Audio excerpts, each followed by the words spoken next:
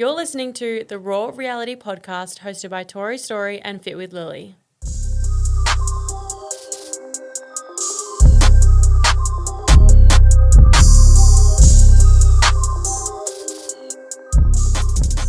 Big thanks to Muscle Republic for sponsoring today's show. Whether you're hitting the gym or running errands, their activewear has you covered. Use code RAWREality20 for 20% off.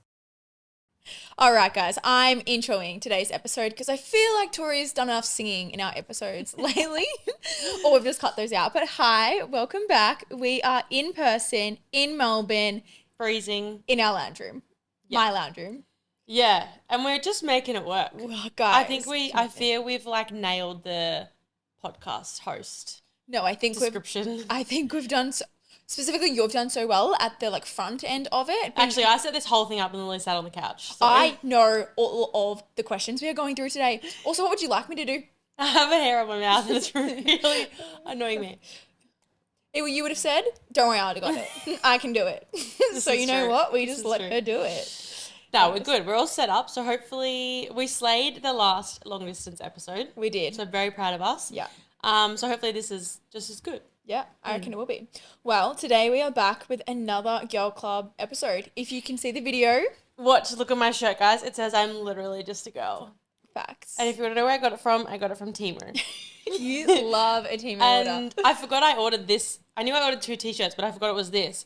And it came yesterday and I was packing for Europe and I was like, oh, I'm going to wear that for the podcast. I do really like it. It's so fun.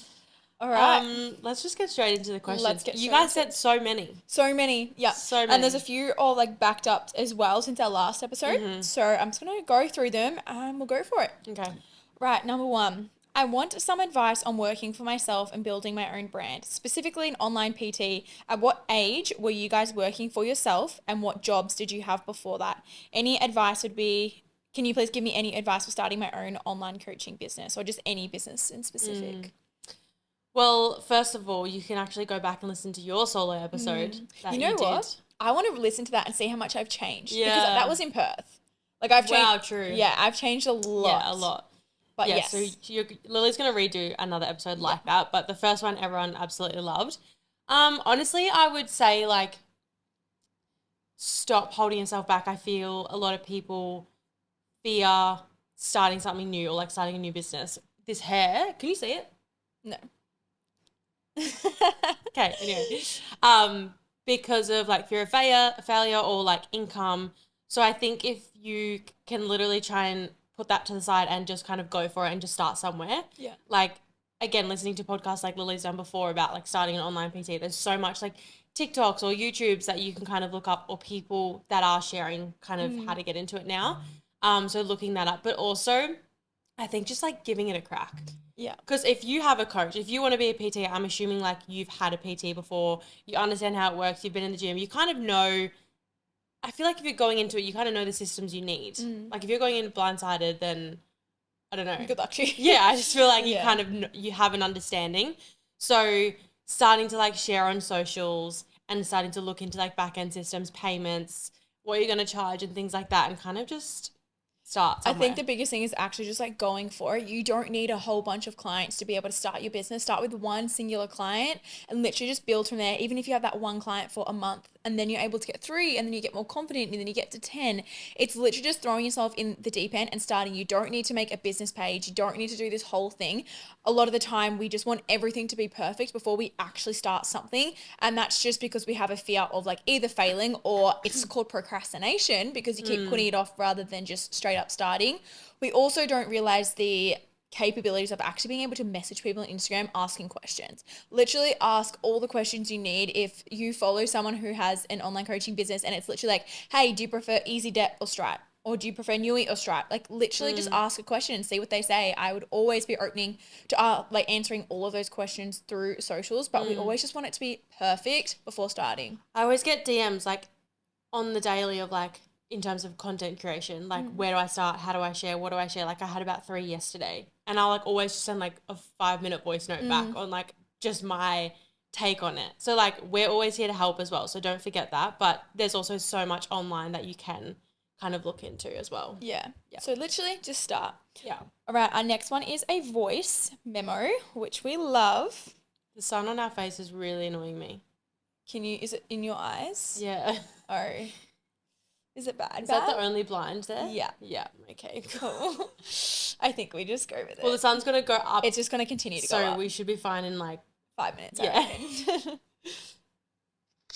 Hey girls, I love listening to you both. Like, it's in my Monday schedule, and I just want to say thank you so much for all your life advice, and it's really helped me. This question is a bit of a TMI question.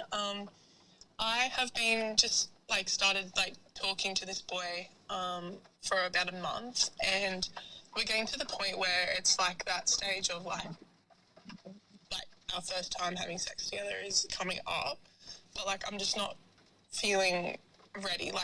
It's a bit different because in the past I have been, and I've been through a bit of that slut era a little bit, but this boy is a bit different, and I can't see myself. I feel a bit not sure when to have it for the first time and how long I should make him wait, because he does tick a lot of my boxes and I see a lot more of a future with him, but I just don't want to rush it because I'm scared of getting hurt, because usually all my other boys just or the other boys just leave, and it's just all I want is that. So just want to get any advice on that, because it's... Yep, that was the end of it. Slay. I feel like obviously you can tell that you like this guy more than most because you're not wanting to rush into things. And honestly, I feel like it's almost like a conversation to be had. I think about with my ex, when we got together, we were really young, and when we first initially started dating to when we first had sex was 9 months. Yeah, my very first was 6 months, I think. Yeah, I was like, I don't want to rush into this. I don't feel the need to. And when the time's right, it'll be right and you'll feel ready. So if you don't feel ready, either have the conversation on hey, I'm just not ready yet. I'm enjoying where this is going.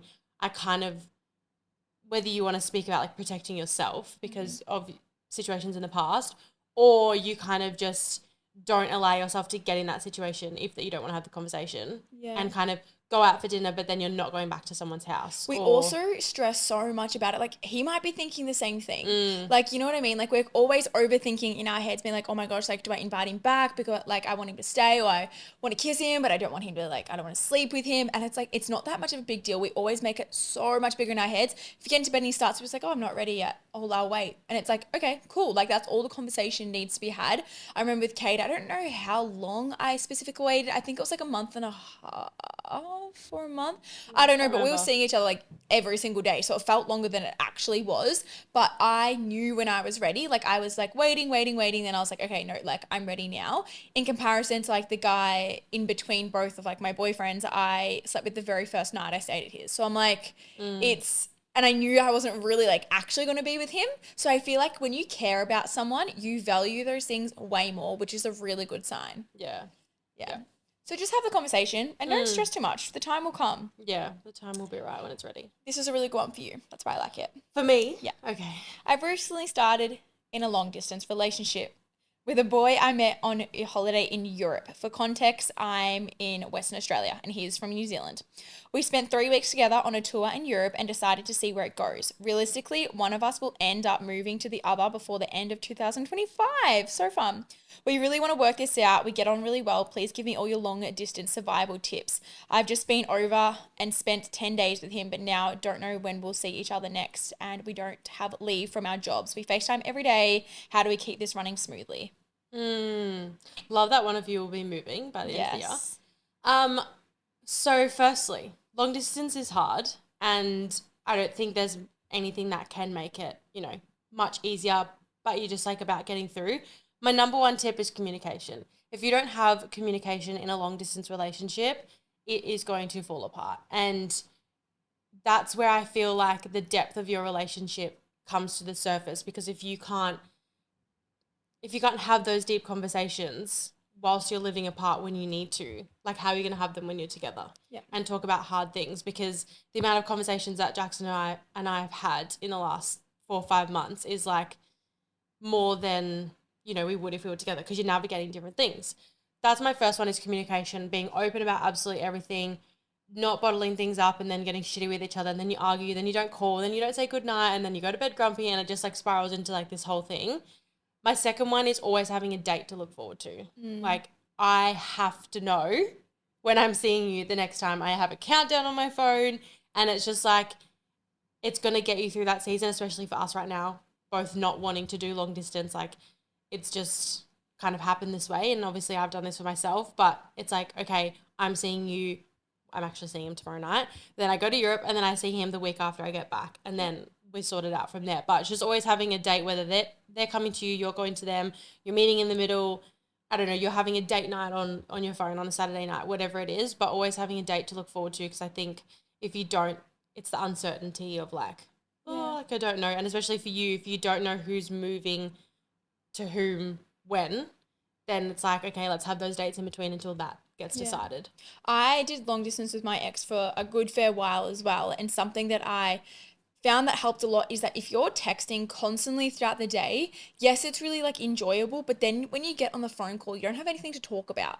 And it's just kind of like, oh, like, how's your day been? Even though I've already know exactly what you've done throughout the whole entire day. So sometimes it's like, make sure you always say good morning. I find that a really good one. Like, say good morning, and then maybe just have like a few hours between texting and when he calls you when he's driving or when you're driving home from work. That's when you can actually have a conversation and catch up on the day, rather than just calling each other and just being like, oh, well, like, I know everything. That's something that really helped me. And secondly is like, trust is going to be a huge factor, because obviously you're both probably going to go out, you're still going to meet new friends, and you just have to be open with basically everything. There's no hiding anything, because that is always going to come out no matter what. So just like make sure that you say everything, and trust is a huge thing. Definitely. All right. Jackson and I actually don't call that much. Yeah. Because it's like at night we're both getting to bed so late. One of us is always going to sleep, and then we're just like, we'll just message. But last night I was like, I need to see Ziggy. So I was like, FaceTime me. And then I FaceTimed him like when I got here this morning. Just to say, Cade hey. will never reply to my text, but he'll always call me. Yeah. I don't know. Whereas Jackson's always fucking shooting. So like. Yeah, true.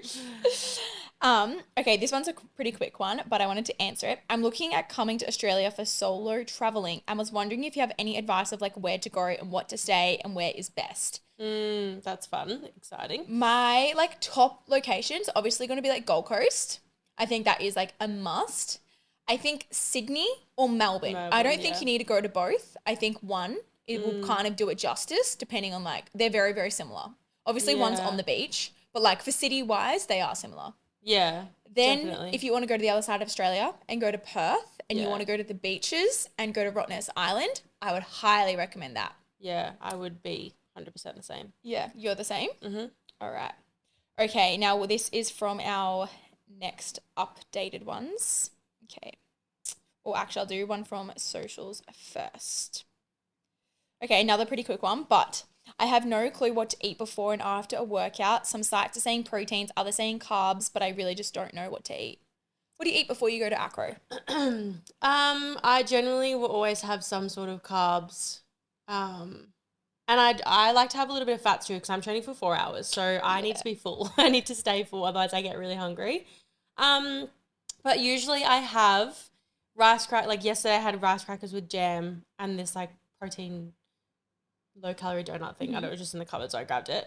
Or I'll have like a bagel with peanut butter and honey, or a protein bar, or I like something quite substantial, again, because I'm training for so long.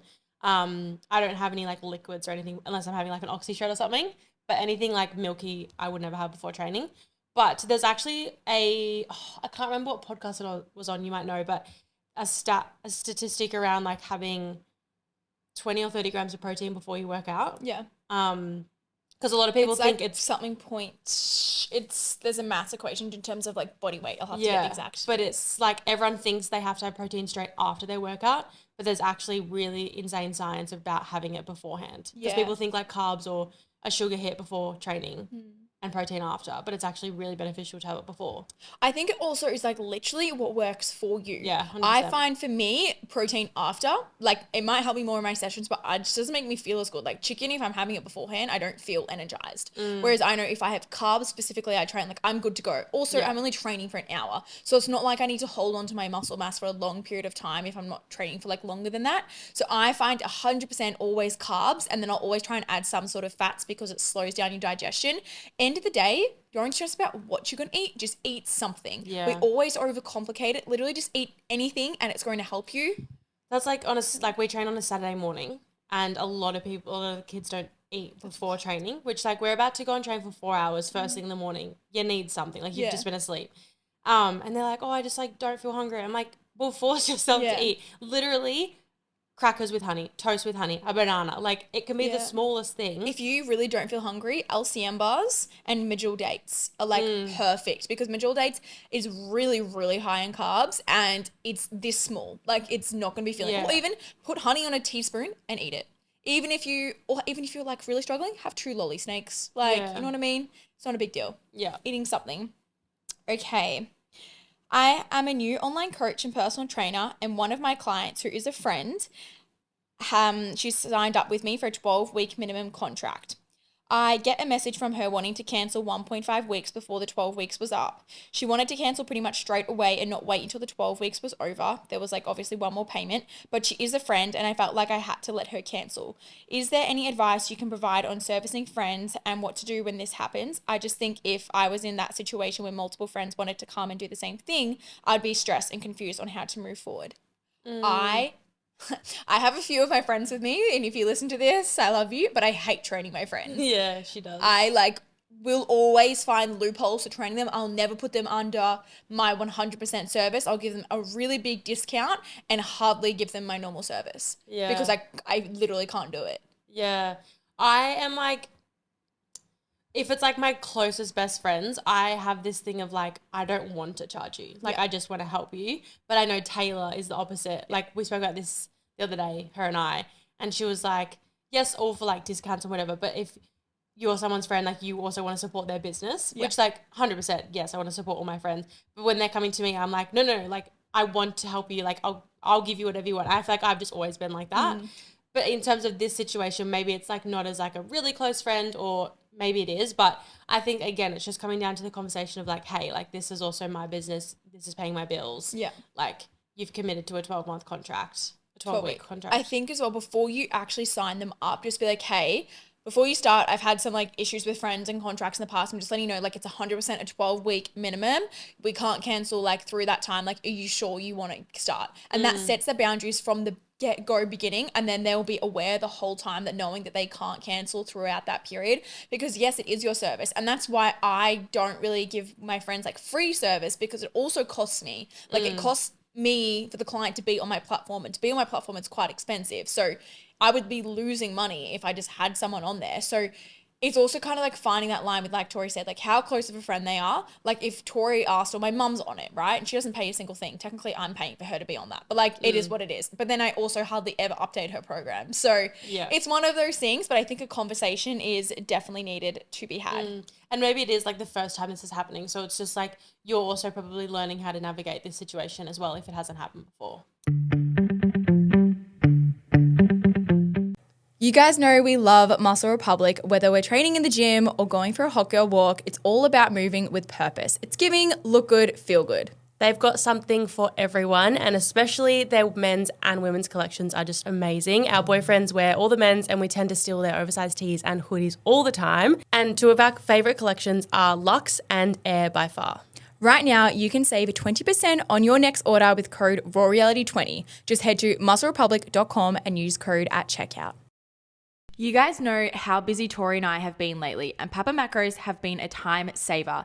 They are a meal prep company that delivers ready-to-go meals straight to your door. One thing that we love most is their clean ingredients, not using any seed oils or preservatives, which can be common amongst ready-to-go meals. The macros are incredible, and they have over 70 meals on the menu with different categories to fit your current goals. Lucky for you, we have partnered with Papa Macros, so if you're struggling with meal prep, poor on time, or just wanting to switch it up, they are the perfect addition to your weekly plan. Just use code RAWREality for a discount on your next order.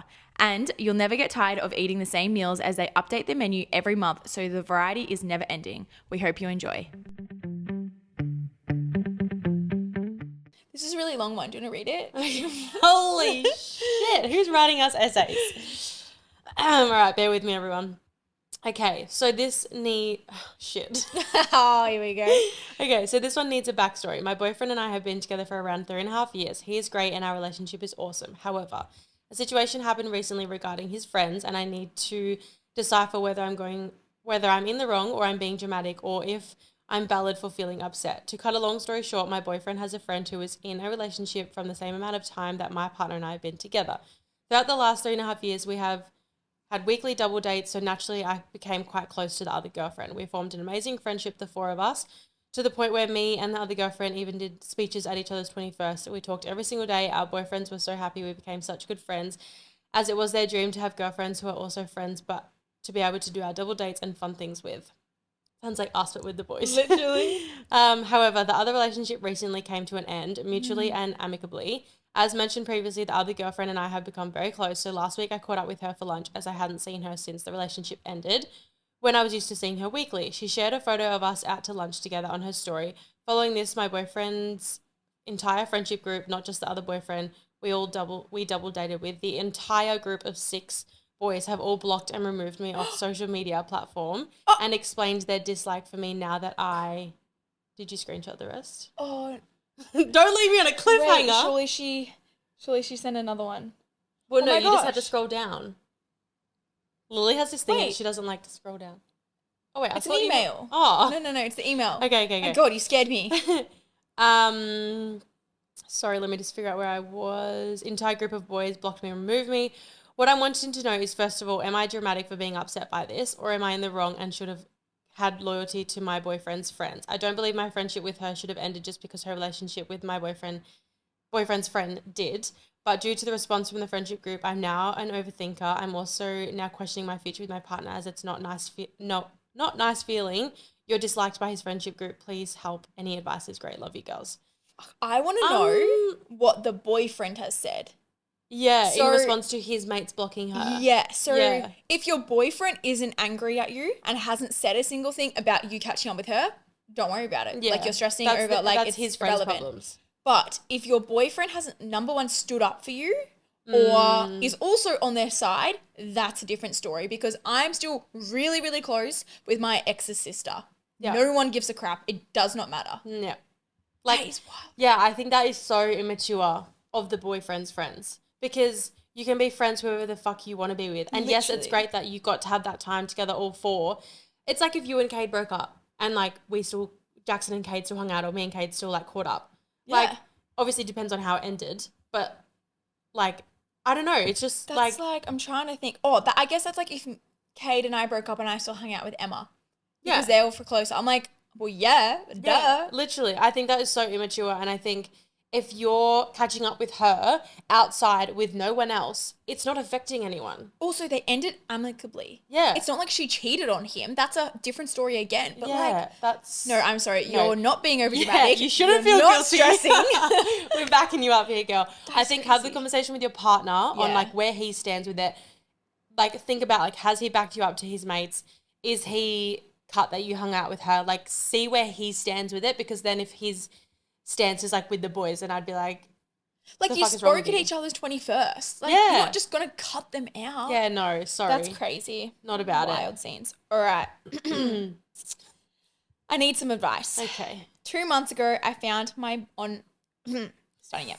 2 months ago, I found on my boyfriend's phone nude and sex tapes of his ex-girlfriend, as well as screenshots of mutual female friends' bikinis photos from Instagram, all saved within a hidden folder. I fucking hate a hidden folder. I'm talking hundreds of photos and screenshots and videos. This obviously made me lose trust with him, as it may not be considered cheating, but I do find it completely disrespectful. Despite what most people would tell anyone to do in this situation, I gave him a second chance. Whilst his behaviour has changed for the better, the situation consumes me and I find myself crying most nights, as well as getting angry and starting fights with him multiple times a week.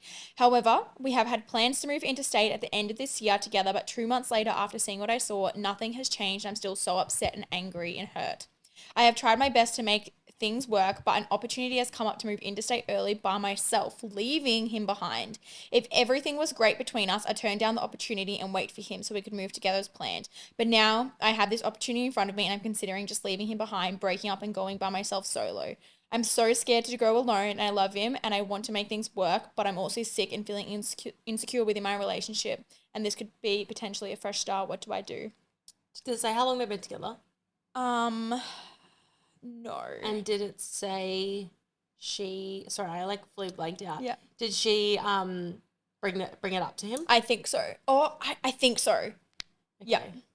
Because she was like, I gave him a second chance. Yeah, okay. And he has changed. Oh, he has changed. Well, like slightly. So he's changed, but she thinks about it all the time. Yeah, I mean, that's fucking shit. I'm going to speak on some experience here. So those thoughts are never going to go away, ever. Yeah. I feel like it is like, it cuts a little piece in your It heart. does. And I think no matter how hard you can heal, unless they're like completely like, if you still have like some exes nudes on your like phone, like sometimes things are in hidden folders from years ago and you're like, oh fuck, I'm not saving them for anything. Like I'll literally delete them right now in front of you. Yeah. So if he deletes them right there in front of you, literally not so fine, but it just like, I think that's a little bit more validating. If he grabs his phone back and goes, why did you look through my phone, and starts being defensive, completely different. But also just like having so many on there, screenshots, videos, like. I have a lot on my laptop. Interesting. But like, I don't want to go through it because fuck looking at that. You know what I mean? So it's just stuck there. Yeah. So I've just like kept it there. Yeah, like I have a very old hard drive with like all my exes, like we never sent each other nudes, but like I have like photos of him and like our 5-6 years together, like, but I never go and look at it. But I think like, I don't know, I think it's on your phone. Or if it's on your phone, I think that's different. Yeah. Like if it's in a fucking hard drive from 6 years ago that you don't look at, then like, and you're whatever. like rummaging through trying to find little things. Yeah, like you're trying to find something. But like to have it on your phone, even if he doesn't look at it, like just be respectful and take it off. Yeah, I think it really depends on how he responds after. Now, the fact that it's been a few months and you're really constantly thinking about it and this opportunity has come up, I'm going to say what you can even do is just be like, hey, like this has come up, like I'm moving now for me. Or yeah, like I'm thinking of going now. Yeah. And like this is where I'm at. I can't stop thinking about. I think you need to tell him that you can't stop thinking about the situation and like you need to make it clear how you feel and how the whole situation's made you feel even months after it's happened. And how he responds is literally the answer to everything. Yeah. If they become deflective and defensive, that's your sign in itself. But if he goes, I completely understand, I'm here to support you and I don't want to make you feel insecure, completely different story. Yeah. Period. Wow, girl, that sucks. Yeah. All right. I'll read another one. Okay. You guys powering through them this week. Know. I've been with my boyfriend since we were 15. We're now 21, so 6 years. We are best friends. He gets along so amazingly with my family. He's incredible, sweet, and kind. In brackets, I have a lot of chronic illnesses and he's a massive help. However, we are very, very different people. I would love to travel and live near the beach and go camping, whereas he's focused on getting a full-time job, not adventurous at all, etc. Interestingly, we don't have many things in common. Yeah, we don't have many things in common, but we just get along so well. I feel like in my head, I could live a completely alternate life if I was with someone else. I can't help but wonder if there's someone more suited to me, but who also wants the beachy adventure lifestyle. But I'm so scared that if we break up and I won't find anyone else. I genuinely feel like I'd be single forever, no idea how to meet people, and I wouldn't even know how to bring up the topic with them. It's so scary, but I don't want to get 10 years in and realize we're just too different, or even later. Thanks so much. How old is she? Say? They're 21. See, like still so young. I think that's hard. I think being together 6 years from 15 to 21, like, yes, I understand you kind of coming out of that relationship being like, how the fuck do I meet someone? I'm not going to find anyone else. Because I found that coming out of my ex relationship, we were together from 14 to 18. Yeah, I think that's right. Mm-hmm. Which is like, you're such like teen years of like, I don't know, development as well. You kind of come out of that and like I was only 18, but like just felt like, oh, well, I'm not going to find anyone else. Like, but we were literally talking about this yesterday. The growth you have from, what did we say? 11 to 18. Or like, let's say like 13 to 18. Yeah, 13 to 18 compared to the growth from like 18 to 25 is astronomical. Yep. Like 18 to 25, like you can't even compare. 21 to 25, can't even compare. No. It's the 23, 24, 25 where your whole life changes. Yeah. Purely, your frontal lobe develops. I truly think it's true. Yeah. But I think being 21 and already having these kind of thoughts, I think is really difficult. And I think being 25, I think I would really struggle if Jackson was like not adventurous or didn't want to go and do the things that I want to do. like Jackson wasn't about travel until last year, until we went to Bali. And then he was like, holy shit, like when are we going to America? So he kind of had to get out and experience that to then be like, okay, I'm excited now. But if he was flat out like, I don't want to travel, or traveled and hated it. Yeah, I don't think it would work, because travel to me is like, it's a value. I'm obsessed with it. I think it's where so much growth happens. I just love travel. I think I would genuinely struggle. And I think if that's coming down to like everyday lifestyle, beach, like camping, like so many things you can do on the weekends, and you're just not having that connection, like I just think I would really struggle. You always think that you're never going to find someone. Yeah. And I promise you, you will. Now, you might not find someone straight away, and it might take a few years, but you will always find someone. And also, if it doesn't work, but 5 years later you meet again, and all of a sudden like It does work. you're meant to be, you will be together. Yeah. But I think, again, this whole episode I've just spoken about communication, but I think this is a conversation you need to have with him. Yeah. Or even just like plan a trip together and see if he wants to come, or just like go by yourself. Like, we also forget that we can still do things by ourselves. Yeah. Like, if maybe he doesn't like, I don't know, camping, but your best friend loves camping, go camping with your best friend. There's so many things that I really don't like that Cade likes, and vice versa, same as Tori and Jackson. So we just don't do them together, which is like so fine. Like, you don't have to be the exact same as your partner. So there's almost like two conflicting sides to this story. So I don't know if that helps, but it's kind of like, I don't know. Yeah. See how you go. But there will always be someone out there. Yeah, 100%. I moved states last October for my dream job and did long distance with my boyfriend of 8 years. Woo! For approximately 3 months before he moved as well. I found out in April, gut instinct, I went through his phone, and I wasn't proud of that. 2 weeks after I moved, he had created an OnlyFans account and was subscribed to 2 random people. I've struggled with libido and have been going through a lot with grief, depression, and anxiety, as well as the stress of moving away and my narcissistic dad. So the sex aspect in our relationship was lacking. He initially blamed me and told me it was because we don't have sex often, and later retracted and said he knows he was in the wrong. I'm so stuck on what to do. It has really affected my self-confidence, and now even feel scared to trust or open up. I feel so betrayed. This was the one person who I thought would never hurt me. He's never done anything to betray me in my past, but now I'm so anxious all the time. That's hard. 8 years. Wait, are they doing long distance now? Or they did? I think they've moved in now. Right. Yeah. Like, so it depends on like your view, number one, like porn sites as well, right? Now, there's definitely a difference between signing up specifically for one person and just enjoying watching a video. Do you know what I mean? What's your stance first off on like porn in general? I think I think in long distance it's different. I think, I don't know. Like, I think I would be really upset if I had found out Jackson had OnlyFans and was subscribed to, like, certain girls, or, like, a couple of girls, whatever, however many girls. Yeah. I think if it was, like, a lonely Friday night and he just chucked on some porn, I think I'd be like, whatever. I literally could not care less about that, but if you're paying for it, it's the different. It's the paying. Like, for me, like, I don't know, like a one-off, you know, every now and then, whilst like if we're a long distance, I'm like, I get it. Like, it's hard. But the paying the subscription, if it was on every night, like that's like, for me, no. I think it's, I agree. The fact that he also put it back on you and was said, oh, well, it's because we don't have sex. Yeah, that's not fair. Not fair. I'm glad that he did take that back. It was obviously a very like heated moment. Yeah. He knew he stuffed up. Yeah, it's a tricky one. Because you don't want to be like, break up. Just because something in your relationship goes bad, it doesn't mean you break up. There's going to be problems, right? Yeah. You have to work through it. You have to communicate it. It's the aftermath that matters the most. Now, there's a difference between cheating on you like 5 times in a row in comparison to like downloading an OnlyFans thing, right? But it's how they respond. I think it's your values too. Like, I think at the end of the day, your partner needs to respect your values. Yeah. And if your partner knows your stance on it and then does it anyway because he doesn't give a shit, then that's disrespectful, and that's like drawing a line.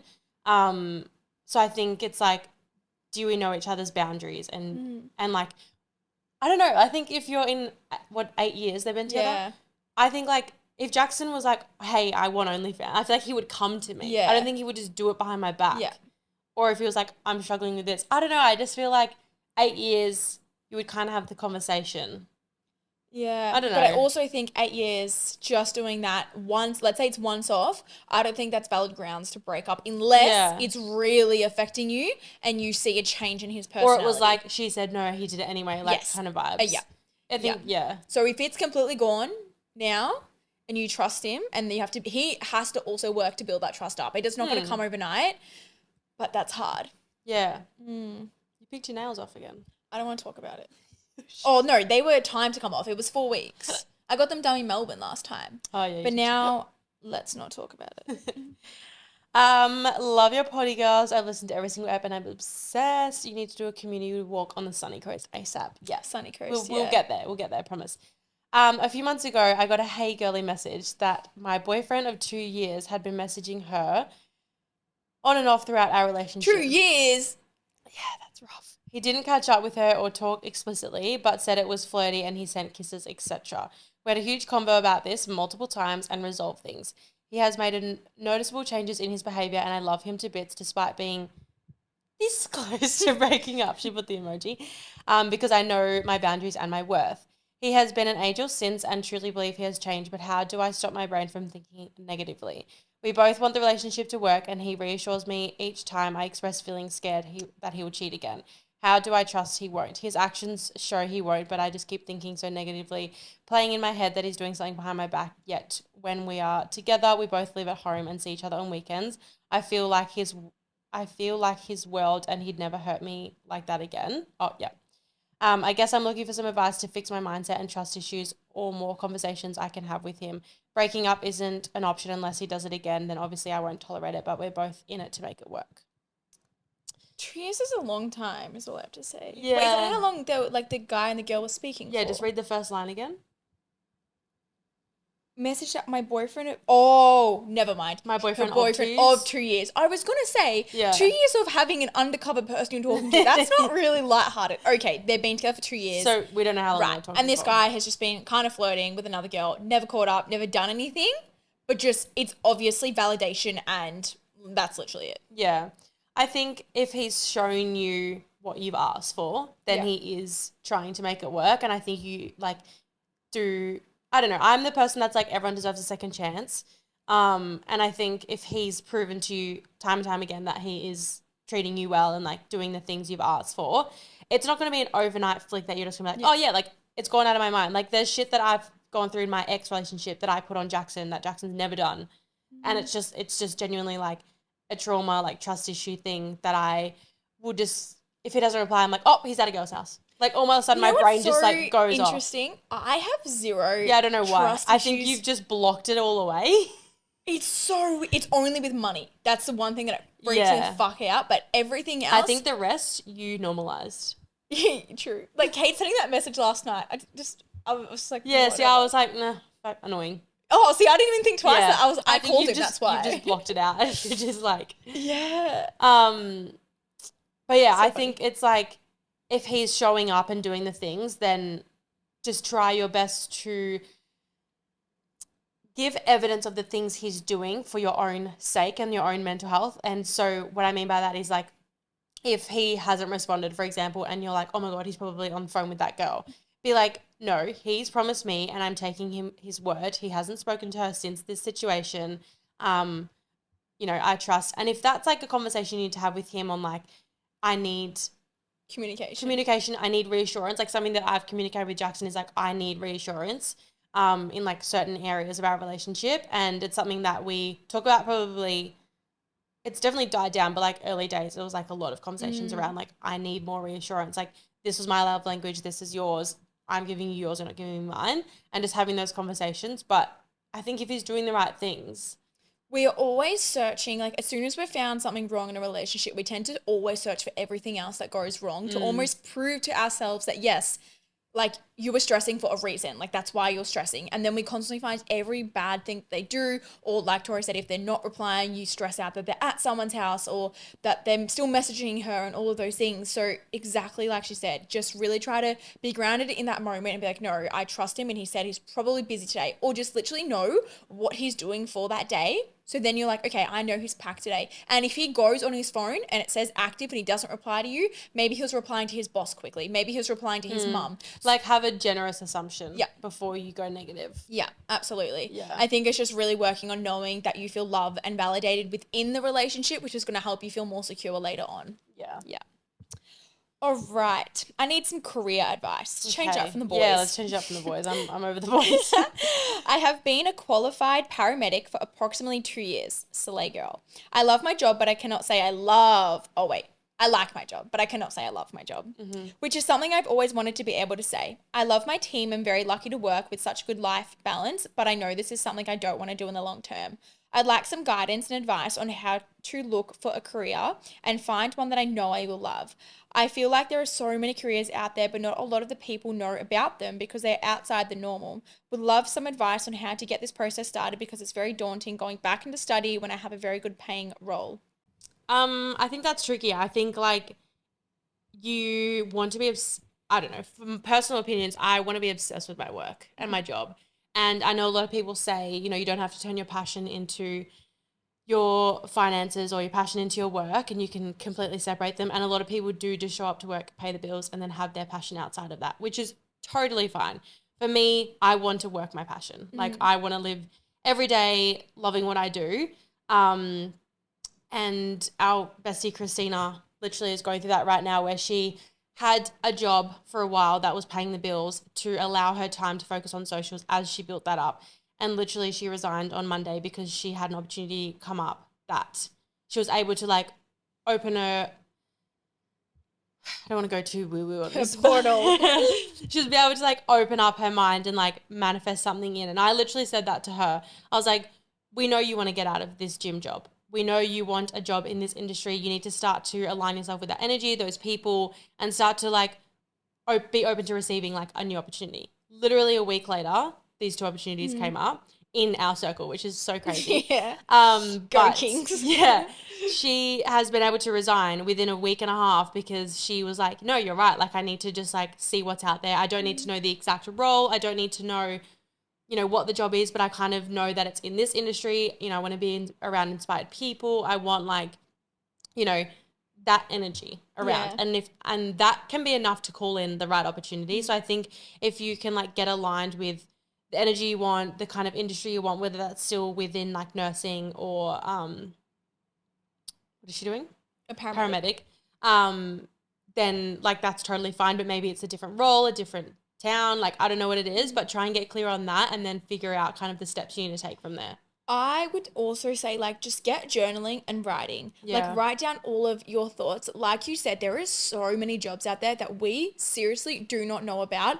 So write down like what you see yourself doing in 10 years time. Now you might not have a clear picture, but you will know how you feel. It's like I want to wake up feeling excited for my job and I want to start at 6 a.m. Or maybe I want to start at 12 and I want to work into the night. Like write down what you want and then start getting clear on that. And then these jobs will start to pop up. Like even just kind of like going through Seek all the time. Now you're not applying for jobs, but you're seeing what jobs are available, because majority of the time too, when you start at like, let's say it's more sort of a corporate job where you start, you kind of then realize how many jobs are within that one specific role. And a lot of the time, like they don't advertise these things because they pull someone from like another job or another thing in a recruiter agency. So obviously you're right now in the paramedic scene. You don't have to go back to study if you don't want to. Obviously, if you want to stay in the health space and you want to continue, maybe you want to be a doctor or something, of course, going back to study is a great idea. And it doesn't matter what age you are, because you'd rather be 60 living out your dream than being 80 and knowing that you didn't do everything you possibly could have and you didn't enjoy the last 20 years of your life because you didn't take the risk when you were 30. So just like go balls to ball in what you want to do and don't stress about the future, because it will come to play when you actually start doing what you want. Mm-hmm. Period. I'm from Scotland. Is that a Scotland accent? Yeah, Scottish. It's giving Britain. And traveling solo to Sydney later in the year. Just wondering if you have any advice on meeting people and making friends. I've done solo trips before and kind of stayed in my lane and kept myself entertained, but I really want to make the most of this experience and find like-minded people, even if it's just getting a like morning coffee. Go to Bondi or Cronulla, join a run club, go to a group fitness gym class, meet people. I feel like the Bondi scene is very similar to like Gold Coast. Yeah. Like there's run clubs, sunrise clubs, there's morning yoga stretch classes on the beach. Like there's so much in Sydney as well. And just like, yeah, like going for that run club or the group class and then like asking someone to grab coffee after or like whatever it is. And I think you have to like put yourself out there. You have to be willing to be like, hey, what's your Instagram? Like, do you want to grab lunch sometime? I'm very much similar to you. I can stay in my own lane for the rest of my life if I wanted to. If I go traveling solo around the world, I bet I would maybe make a friend if I didn't put myself out there, because I am a very like solo person. Like even just talking to my friends, like I have the best friends in the world, but like I genuinely like just don't reach out as much. Not for any particular reason. I'm just like much more of a solo person, but then Tori still has to hear every tiny decision I have to do. You couldn't be solo because you have to speak to someone. It's like I will speak to you and Kate. Yeah. and then I'll be solo in everything else. Yeah. That's kind of like what I do, unless I get some alcohol in me. But yeah. I think exactly like you said, it's just like going to these morning walks and run clubs. That is truly what people do. You find them on Instagram, you find them on Facebook, do a TikTok. Literally put a TikTok and be like, hey, what is the best morning coffee spot in Sydney? Anyone want to come with me? Anyone else solo traveling? I think TikTok is such a good way to reach people. There's so many people from in like all over the world in Sydney or in any state in Australia, but specifically I feel like Sydney and Gold Coast who are in the same position as you, like doing solo travel or they've just moved across from in like overseas and they're looking for the same thing. So put it on, like TikTok is your best place to like find those people. Yeah. Yeah. This girl said such a nice long message about us at the same time, which is so nice about the podcast, so thank you. But then she went into saying, at the moment, I'm on my own health and fitness journey, but I feel the one thing holding me back is emotional eating and unconsciously turning to food whenever a negative feeling arises. I've tried so many things to help myself, even committed to a coach for 12 weeks, and I feel like I know all the right things to do, but still can't change this behavior. If you have any advice, I would greatly appreciate it. I want so badly to feel and look and show up the best version of myself, and I'm frustrated that I'm the only one getting in my way. That's more of like a psychological. It is. With like emotional eating, because I feel like not a coach can't help you. Yeah. Because I feel like it's at home when no one sees. Yeah. And like I've had that like when I'm like fucking emotional because I'm like hating long distance or had a rough night at training and I'm just like, I just want to like eat everything and I'm like annoyed because I'm the same, like I'll emotional eat and I love food. But I think from where I stand right now, it's easy for me to say, oh, like before you eat that chocolate, think like, is this, you know, for the future version of you that you so badly want to be? I never think of that. Yeah, exactly. That's what I mean. Like it's easy for me to say that now, like with how far I've come, but in the moment, like I wouldn't think of that. Yeah. So obviously, like I said, this probably does like need an extra person in the middle to really help you get on top of it. But there's a few things I'm going to recommend is number one, when you start with a coach, do you go into a deficit or do you go into something like that and you become restrictive around food? I would honestly increase your intake of food throughout the day. So then when you get home at night, you're not actually actively looking for any more food because you're quite full, or knowing you actually have like a dessert as a whole meal. Because sometimes after dinner, we're like, I can only have one piece of chocolate and then something bad happens. We've had a stressful day. So we end up eating the whole block. If you have dinner and then you have planned literally like oats afterwards, I promise you eat those oats, you're going to feel way more satisfied than maybe having one square of chocolate and you're like, well, that's my treat. And then you end up eating so much more. I think really focus on volume of food throughout the day. It can be so scary at the start because you're like, well, no, I want to feel my best, but I'm increasing my food. If you look at your weekly average though, you're probably decreasing it because you're not going through these yo-yo cycles of binge eating at night and eating because of your emotions and then like trying to restrict the next day. You're going back and forth. So honestly, increasing your food intake throughout that whole day is going to make such a big difference.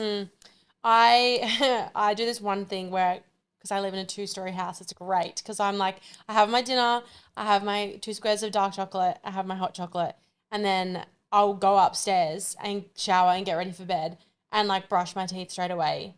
And then 1, I brush my teeth, and 2, I can't be fucked going back downstairs just to brushing your chocolate. Teeth is the best. Yeah, so I'm like, I do that and I'm like, okay, you're done. Like, you're going to bed. Yeah. So, but yeah, I do agree with Lil. Like, if you're finding yourself like scoffing down like because you are like starving, then increase your calories throughout the day and increase your volume of foods. Yeah. Long story short, I'm leaving for America in September And my boss here has said that I can have my position back when I come home in February. I absolutely love the work that I'm doing, but I feel like something in my life needs to change in order for me to feel better about my life.